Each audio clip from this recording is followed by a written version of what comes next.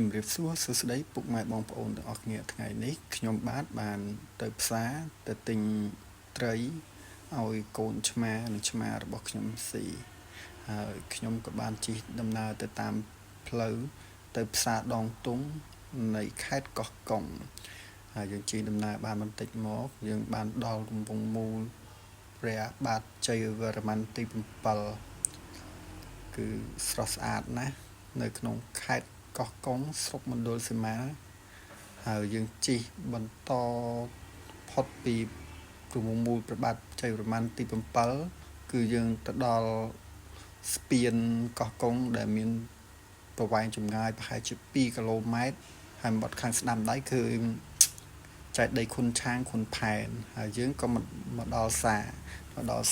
ដងទុងហើយបាទហើយនេះគឺជាសកម្មភាពដែលប្រជាពលរដ្ឋនៅសាដងទុងដែលគាត់លក់បន្លែផ្លែឈើត្រីសាច់ជាពិសេសសម្បូរជាងគេគឺត្រីសមុទ្រហើយនេះខ្ញុំបានដើរផ្សារខ្ញុំបាន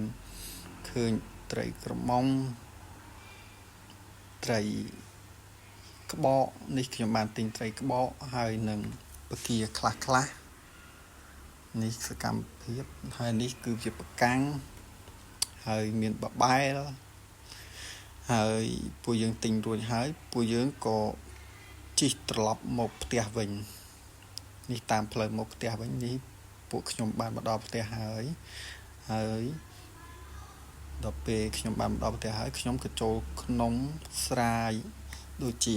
ត្រីដែលខ្ញុំបានទិញមានត្រីក្បកត្រីកម៉យហើយពគាខ្លះហើយខ្ញុំបានយកត្រីអណ្ដាតឆ្កែហើយត្រីកម៉យហាន់ទៅដាក់ឲ្យកូនឆ្មារបស់ខ្ញុំស៊ីកូនឆ្មារបស់ខ្ញុំ